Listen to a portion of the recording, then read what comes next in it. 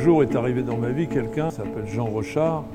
Et puis j'ai fait beaucoup de choses avec lui autour de Michel Portal. Et un jour est arrivée une demande de sa part, parce qu'il est passionné d'Indiens, me proposant de partir chez les Indiens avec quand même un budget pas évident. Il a trouvé un peu d'argent, mais pas beaucoup, et on part d'une manière un tout petit peu quand même aventurière, parce qu'on va se retrouver brutalement projeté dans un monde où démarre un hommage rendu au chef indien Bigfoot, qui 100 ans plus tôt, parce que là on est dans le centenaire, avait fait le parcours avec les vieillards et les enfants pour rejoindre Wounded Knee, où devait être tranquille comme dans une réserve. Puis finalement ça va s'énerver et les Américains vont tirer dans le tas à l'arrivée à Wounded Knee, d'où le massacre de Wounded Knee.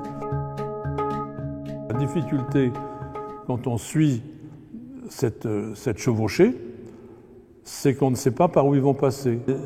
Et on sait tous dans les métiers qu'on effectue qu'il y a des moments ça marche ou ça marche pas. Et là il s'avère que j'ai toujours été au bon endroit au moment où il fallait, parce que ça dure 12 jours. Donc le départ et l'arrivée, c'est pas difficile d'y être, puisqu'on est quand même renseigné par les informations qu'on en a. Le reste, il faut se deviner.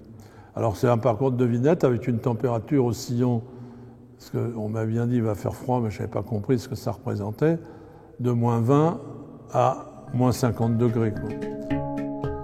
Le fait qu'il fasse très froid, on garde la buée à l'intérieur, on ne disperse pas trop.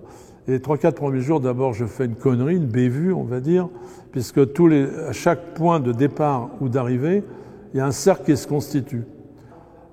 Je suis entré dans le cercle pour voir un cavalier de face. Or ça, on n'entre pas dans le cercle, mais je ne sais pas. Du coup, je me retire du cercle en m'excusant profondément et je ne recommence pas. Mais à partir de là, je faisais partie de l'histoire.